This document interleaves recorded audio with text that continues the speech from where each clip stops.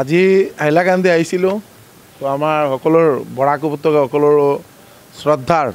প্ৰাক্তন মন্ত্ৰী মাননীয় গৌতম ৰায় মহোদয় হাইলাকান্দি আহিছে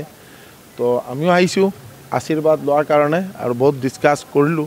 হাইলাকান্দি বা বৰাকত বহুত খবৰাখবৰ মাননীয় মন্ত্ৰী বা প্ৰাক্তন মন্ত্ৰী মহোদয় আমাৰ পৰা জানিব বিচাৰিলে আৰু বিশেষকৈ আমাৰ মাননীয় মুখ্যমন্ত্ৰী ডক্টৰ হিমন্ত বিশ্ব শৰ্মা মহোদয় আগামী 6 ডিচেম্বৰ মানে হাইলাকান্দিলৈ আহিব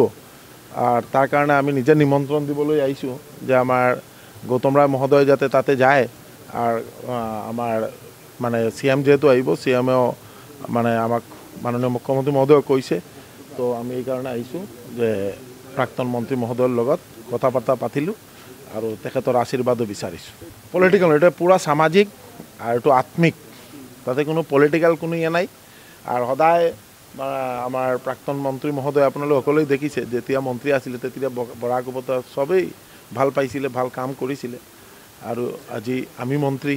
তো আমিও আশীৰ্বাদ বিচাৰিছোঁ যেহেতু আমাৰ মাননীয় মুখ্যমন্ত্ৰী মহোদয় আমাক মন্ত্ৰীসভা স্থান দিছে কাম কৰাৰ সুযোগ দিছে তো বহুত কিবা জানিব লগা আছে তো আমি অলপ মানে ডিছকাছ কৰিলোঁ আৰু আশীৰ্বাদ বিচাৰিলোঁ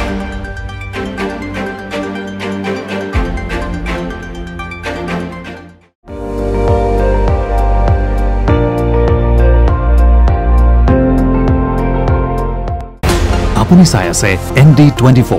সৰ্বশ্ৰেষ্ঠ নহয় সৰ্বোত্তমৰ দৌৰা